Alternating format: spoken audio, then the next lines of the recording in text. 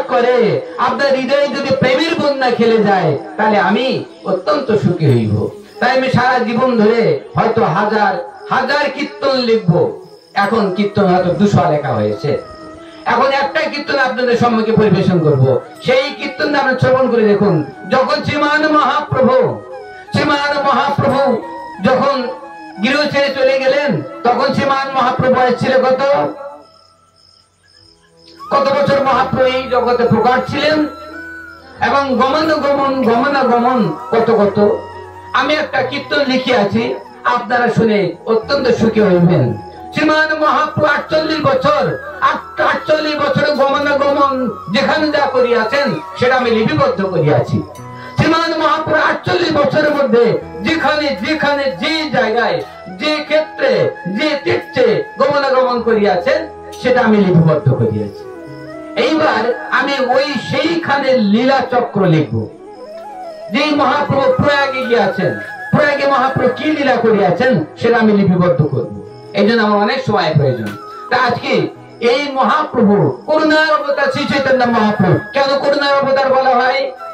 মহাপ্রভু করুণার অবতার বলা হয়েছে কেন? শ্রী রামচন্দ্র, শ্রী নারায়ণ, শ্রী কৃষ্ণচন্দ্র এই অবতার তো হয়ে গেলেন, মহাপ্রভু করুণার অবতার কেন বলা হয়?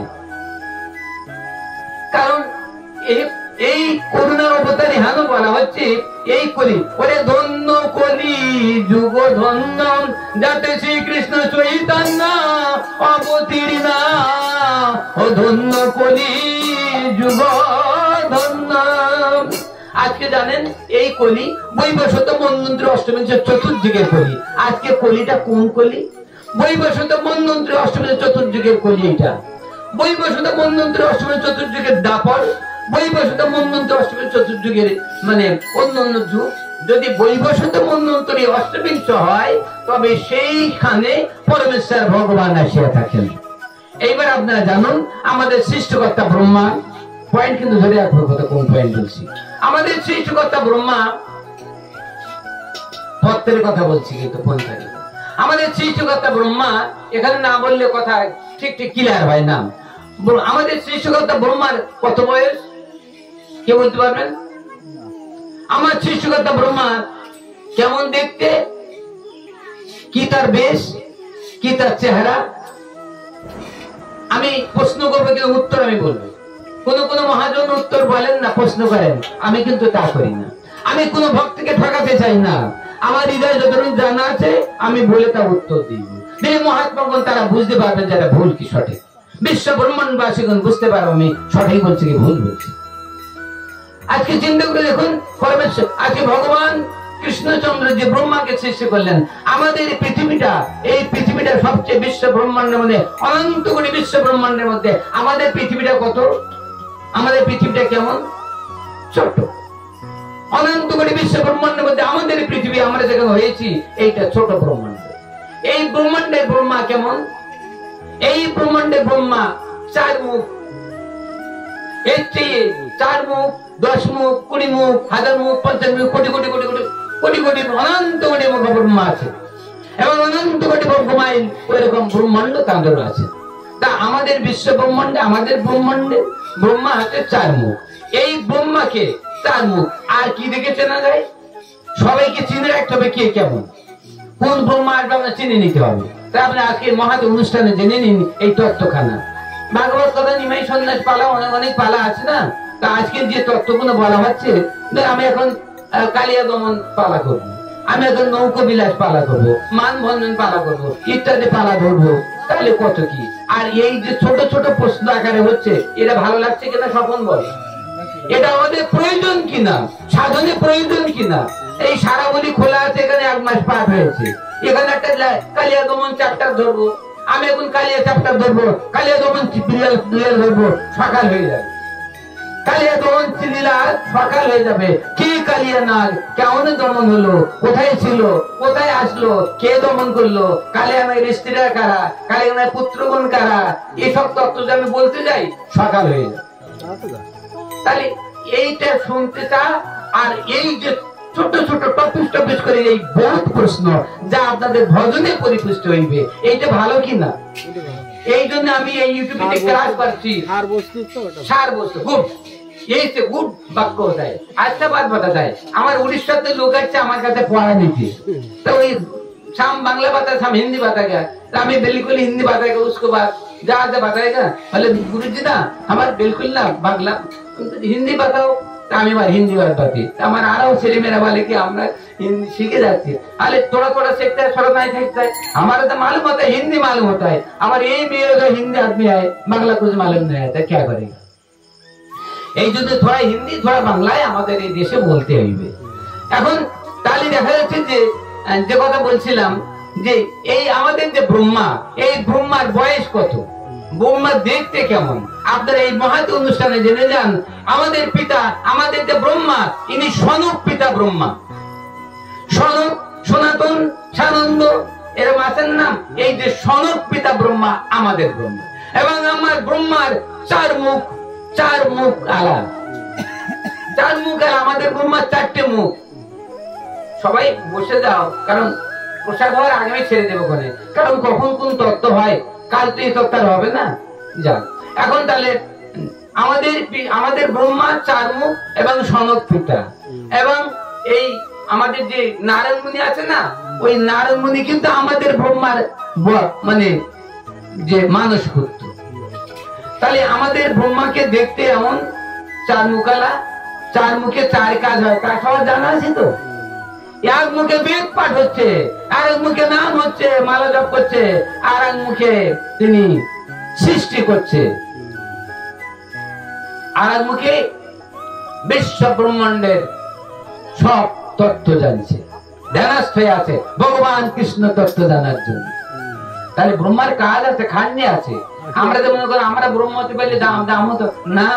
কেউ কেউ বলতে কি ভগবান হতে পারলে ভালো হতো, মারা দ্বারা হতো না, ভালো মন্দ খেতাম, স্বর্গে বসে বসে নীলাচল নিত্য নীলায় না। একবার ভগবান দেখো যে তোমরা তো ঘুমিয়ে থাকার, ভগবান ঘুমান না। তাহলে ভগবানের কত না কষ্ট।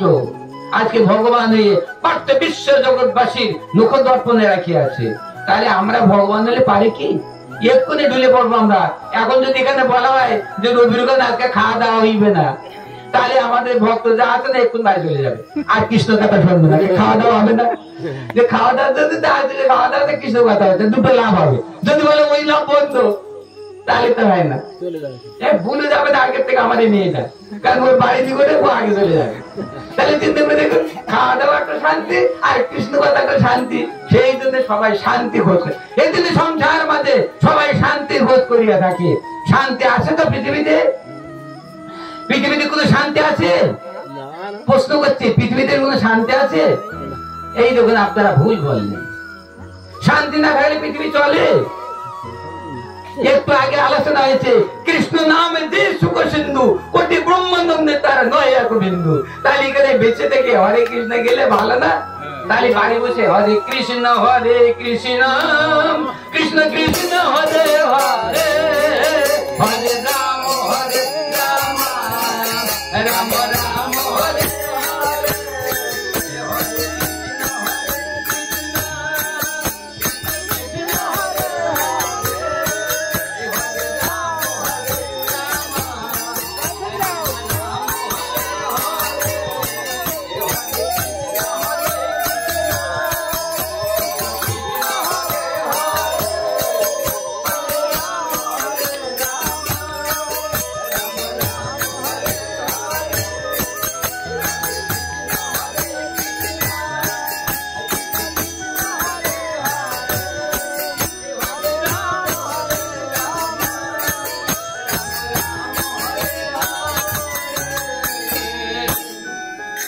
আমি আবার নৃত্য শিখছি। মহাপ্রভুর নৃত্যের যে ভাবধারা, ওই ভাবধারাটা আবার কিছু শিখছি, কারণ ওই নৃত্য কিন্তু আমাদের একটু দরকার হবে। কেন দরকার হবে? নৃত্য শিখলে কি হয়, ডাক্তারের কাছে যেতে হয় না, সুগার আদি যত যত রোগ আছে না ওটা হয় না। আর যদি দণ্ডবাতি দিতে পারেন 50 বার ঠাকুরের সামনে, প্রতিদিন 50 বার দণ্ডবাতি দেবেন, তাহলে আপনার কোনো রোগ হয় না। আমি ট্রেনিং দিচ্ছি, এই 1 বছর কাল ধরে ট্রেনিং করছে মহাপুরুষ সম্মুখে। কারণ এতগুলো শিষ্য আছে, কোন শিষ্য কোন পাপে লিপ্ত হয়, আমি সেই পাপ আমি লিপ্ত হই। তাই মহাপ্রভু বলে, হে প্রভু তোমার কাছে 50 বার দণ্ডবাতি দিচ্ছি, প্রতিদিন বিন্দিরে পরিক্রমার আগে তুমি দয়া করে যেন ওই শিশু উদ্ধার হয়ে যায়, আর আমি যেন বিপদে না পড়ি। আমি তার প্রণালী দিবসে যদি আবার প্রণালী পেয়ে আমিষ খাই তাতে আমার মহা বিপদ। তাই জন্য তাড়াতাড়ি কারো প্রণালী দেওয়া হয় না। লোক লালসা। আজকে আপনি চিন্তা করে দেখেন, এই যে আমাদের সম্মুখে আপনারা আমরা সবাই আছি, যদি কোনো রোগে পড়েন, ডাক্তার বড় ডাক্তার বলে যে তোমার গায়ে রক্ত নাই, তোমার গায়ে লোহিত কণিকা রেড হোয়াইট ব্লাড কর্পাসকল বেশি হয়ে গেছে, রেড ব্লাড কর্পাসকল কম হয়ে গেছে, তোমার শরীরে রক্ত খুব কমে গেছে, মাত্র 5 পয়েন্ট রক্ত আছে, তাহলে তোমার চলবে না, তুমি মারা যাবে। তাহলে বাঁচতে চাও, বাড়ি দিয়ে পুকুরে যদি কিছু থাকে তাহলে দেখো। এখন ও বাবা বাবা গো, ওই না খাইলে হবে না। না না, আমি তুমি যেন আমার সামনে রাখবা না, আমি চিকিৎসা করবো না। যদি তুমি এইটা খাইয়ে আসতে পারো তাহলে আগামী মাসে তোমার ভালো ওষুধ দেবে আসতে।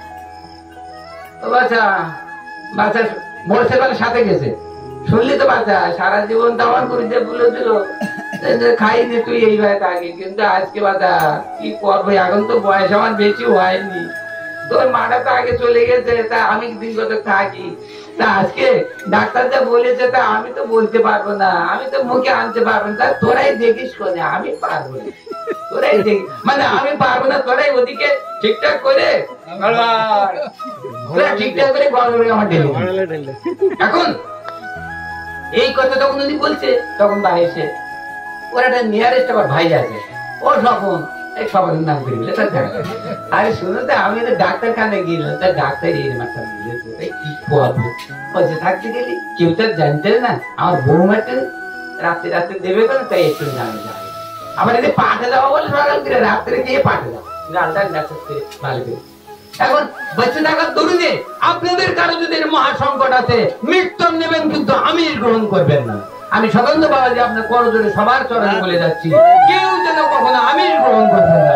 মৃত্যু শিকার আজ নাই কাল মৃত্যু হইবে, কিন্তু আমিষ খেয়ে যেন কার মৃত্যু না হয়।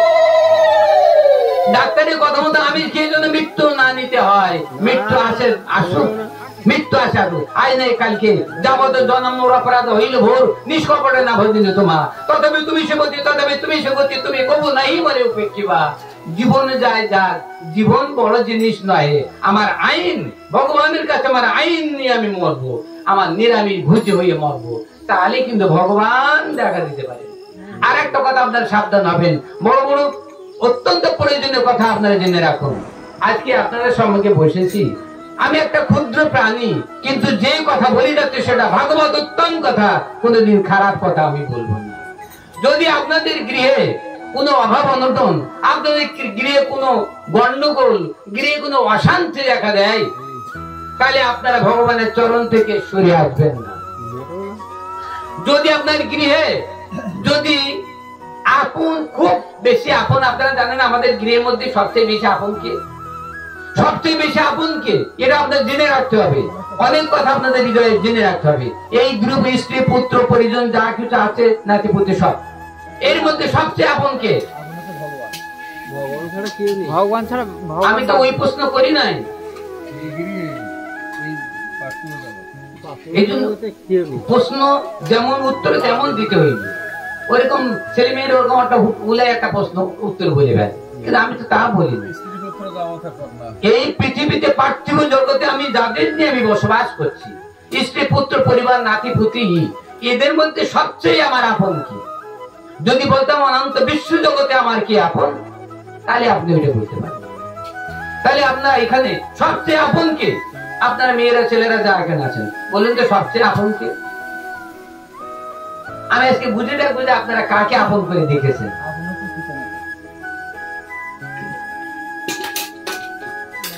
পিতা মাতার কথা সেটা বলিনি, আমি বলি স্ত্রী পুত্র পরিজন, আমরা নাতিপুতি সবাই নিয়ে বসে আছি, পিতা মাতা তো মাথায় থাক, ও কথা বলিনি।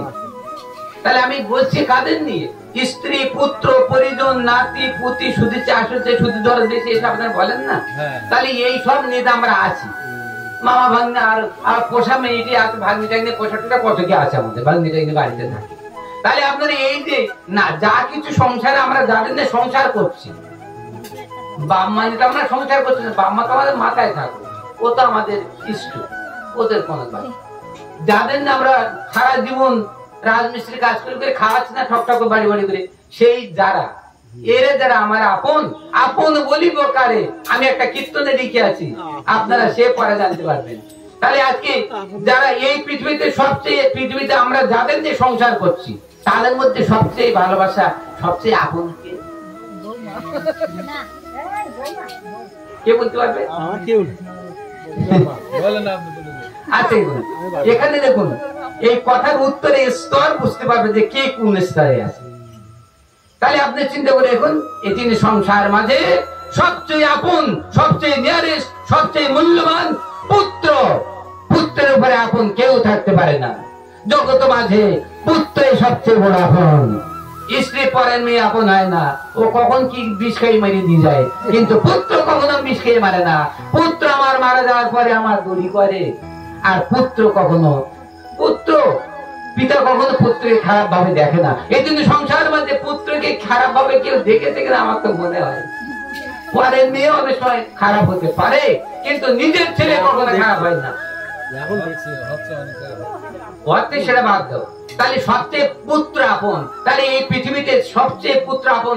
আমি আমার কথা বলছি না, রামচন্দ্রের কথা বলছি। কেন না? রামচন্দ্র বলেছেন সেই কথা। রামচন্দ্র ভগবান ত্রেতা যুগের রামচন্দ্রের কথা অনুযায়ী আমি বলছি, আমার কথা কেউ নষ্ট করতে পারবেন না, কারণ আমার একটা শব্দ বাঁধনি কথা বলছি আমি। মনে করলে আপনি আমার কথা তুলতে পারবেন না, কারণ আমার ভিট আছে, ও পাতালে আছে ওটা। কেমন যখন কত লীলায় চলে যাচ্ছে এখন। এখন যখন যখন শক্তিশাল রাবণ যখন সর্বস্ব হারা হয়ে গেলেন, তখন শেষ সম্ভব ছিল শক্তিশাল। শক্তিশালকে রাবণ অত্যন্ত গুলো ভাবে তার অস্ত্র ভান্ডারে আপন করে খুব ভালোভাবে রাখিয়াছিলেন। এই শক্তিশাল, তুমি আমার কাছে থাকো, আমার বিপদ মুহূর্তে তুমি আমাকে রক্ষা করো। শক্তিশাল বললেন, তথাস্তু রাবণ, আমি মহান শক্তিশাল, আপনার অস্ত্র ভান্ডারে থাকিলাম, আমি মহা অস্ত্র।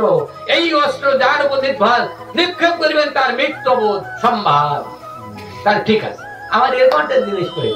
এখন শক্তিশাল যখন রাবণ গুছিয়ে রাখলেন, যখন ইন্দ্রজিৎ মারা গেলেন, তখন হাতিয়ার যখন সব চলে গেল, তখন এবারে ভগবান তখন রামচন্দ্র তখন বসে আছেন রাবণের জন্য। এবার রাবণের চেয়ে রণ করতে শক্তিশাল হাতে নিলেন। শক্তিশাল নিয়ে বলে, লক্ষণ এসো, আমি তোমার সঙ্গে আমি আজ যুদ্ধ করব। তখন রামচন্দ্র বলছে, লক্ষণ তুমি যেও না, আমি যাই। তা না দাদা, খুদা আমাকে ডাকছে। তা না লক্ষণ তুমি যেও না ভাই আমার, তুমি থাকো, আমি রাবণের সঙ্গে আমি যাই। রাবণের সঙ্গে মনে হয় তোমার যুদ্ধ করা সম্ভব হবে না। রামচন্দ্র জানেন তো মহাবীর রাবণ। এবারে লক্ষণ বলে, না দাদা হয় না, আমি থাকতে আপনি কেন যুদ্ধে যাবেন? আমি রক্ষণ থাকতে, আমার প্রাণ থাকতে আপনাকে যুদ্ধকে আমি দেব না। এই বলে লক্ষণ বললেন, এসব দুষ্ট রাবণ এসো, তোমাকে আমি খোঁজ করছি, তোমার শেষ করব। তুমি পাপিষ্ট, তুমি নারী লোভী, তুমি নারী হরণকারী মহা পাপিষ্ট। আজ তোমার পা হস্ত কেটে খান খান করে দেব। এইগুলো যুদ্ধ, ঘোরতর যুদ্ধ হয়ে গেল। যুদ্ধে যখন লক্ষণের সঙ্গে রাবণ পাচ্ছে না, এইবার রাবণ বলছে শক্তিশাল, বলার সঙ্গে যে শক্তিশাল হাতে এসে হাজির হলো। এবার বলছে শক্তিশাল তুমি ঠিক আছে? হ্যাঁ প্রভু আমি ঠিক আছি। আপনি স্বরে আপনি আমাকে যোগ করুন আপনার ধনুকে, কোনো ভয় নেই। এবার ধনুকে যোগ করে যেই তাক করে মারলেন, আর লক্ষণের বুকে পড়ে লক্ষণ অচৈতন্য হয়ে গেলেন। বলরাম শঙ্কর সঞ্জীবনী, ভগবানের দ্বিতীয় দেহ বলরাম অজ্ঞান হয়ে গেলেন। এখন এই শক্তিশালী অজ্ঞান হয়ে গেলেন, সংক্ষিপ্ত বলছে অনেক কথা বলে। এখন শক্তির অজ্ঞান হয়ে গেলে অনেক কিছু হলো এর মধ্যে। তারপরে রামচন্দ্র শক্তিশালীকে টান দিয়ে তুললেন। আরে শক্তিশালী দুর্মুখ পাষাণ্ড, তুই আমার ভ্রাতা লক্ষণের বুকে এত শ্রদ্ধা তোর, আমার ভ্রাতার মৃত্যু দান করিয়াছিস বলে রামচন্দ্র ভেঙে 3 খণ্ড করে ফেলে দিলেন, দূর হয়ে আমার সম্মুখে। এখন শক্তিশালী বললে, প্রভু আমরা তো দূর হওয়ার কেউ না, সব তো আপনারই শক্তি। তা আগে ছিলাম এক বিশ্ব ব্রহ্মাণ্ডবাসী, কেউ আমাকে নিতে পারে নাই, নিয়েছিল লঙ্কা রাবণ। আর আজকে সেই শক্তিকে ভঙ্গ করে আপনি 3 খণ্ড করিলেন। তা আমরা 3 খণ্ড কোথায় কোথায় আমাদের স্থান আপনি বলে দেন প্রভু। হে রাম রাজি বলেছ। রামচন্দ্র বলছে তাই তো, এবার কি করলাম, এ তুলে ভেঙে ফেললাম বা কেন? কিন্তু রামচন্দ্র ভেঙে ফেললেন তার কারণ ওই শক্তিশালী যদি রাখতেন পুরোটা, তাহলে কিন্তু বিশ্ব ব্রহ্মাণ্ড থাকতো না। আবার কেউ একজন কুড়ি নিয়ে আর কার বুকে মারত, তাহলে এই শক্তিশালীকে রামচন্দ্র ভগবান বুঝতে পেরেছেন, তাই ওকে ভেঙে 3 খণ্ড করলেন। 3 খণ্ড করে বললেন, ফেলে দিলেন, দিলে ওরা স্টাপ হয়ে প্রভু। এখন প্রথম খণ্ড হুল খণ্ড আগে, তারপরে দ্বিতীয়, তারপর তৃতীয়, ওই বানের পশ্চাৎ দিকটা তৃতীয়। 3 জন পরপর লাইনে দাঁড়িয়ে আছে, স্টপ করছে, আমরা যে বলেছি আমাদের জায়গা বলে দিন প্রভু, বিশ্ব ব্রহ্মাণ্ড আমরা কোথায় স্থান পাইব? রাবণ তো ছেড়ে দিয়েছে, এখন আমাদের তো জায়গা নাই, আর আপনি তো ভেঙে 3 খণ্ড করলেন, তাহলে আমরা 3 জন হয়েছি, কোথায় যাব? তখন রামচন্দ্র বলে, দেখো অগ্রভাগ শক্তিশালী যে, সে এই পার্থিব জগতে পুত্র হারার বুকে যাবে। যে পুত্র উপযুক্ত পুত্র হারিয়েছে, তার বুকে তুমি অবস্থান করবে। যাও, শক্তিশালী প্রণাম করে বিশ্ব জগতে পুত্র হারা বাবার বুকে আসিয়াছে, বা মাতার বুকে আসিয়াছে। এইবার দ্বিতীয় সে বলছে, প্রভু আমার, তা যাও উপযুক্ত স্ত্রী হারা যে হয়েছে তার বুকে অবস্থান করবে। তাই পুত্র শোকে কাতর, আর স্ত্রী শোকে পাথর। স্ত্রীকে পাথর লোক, সে বলতে পারে না আমার এমন একটা লোক ছিল গো, আর দাদা গো, এ বলতে পারে না, খারাপ বলে মানুষ। কিন্তু ছেলে মারা গেলে সরাসরি বলতে পারে, আমার ছেলে না এত ছিল দাদা গো, কি আর বলবো ইত্যাদি। বউ মারা গেলে বলতে পারে না, পাথর হয়ে যায়, দিন পর দিন কাঠি মারে, যদি প্রকৃত স্ত্রী হয়। আর তৃতীয় খণ্ড হচ্ছে, প্রভু আমার, তা তুমি উপযুক্ত ভ্রাতি হারার মুখে যাবে। উপযুক্ত ভ্রাতি ভাই যে হারিয়েছে, ওই সেই ব্যক্তির মুখে তুমি যাবে। তাহলে চিন্তা করে দেখেছেন, তাহলে ভগবান পরমেশ্বর, ভগবান শক্তিশালীকে জায়গা দিয়ে দিলেন। এবং এই পার্থিব জগতে এই 3টে শক্তি কারো বুকে আসে না। আছে কি শপথ? কারো বুকে আসে না। হয়তো 1 অংশ আছে কি 2 অংশ, কিন্তু 3 অংশ কারো বুকে ঢোকে না। সে তাহলে তো লক্ষণ বলে মারা যায়, লক্ষণের মতো।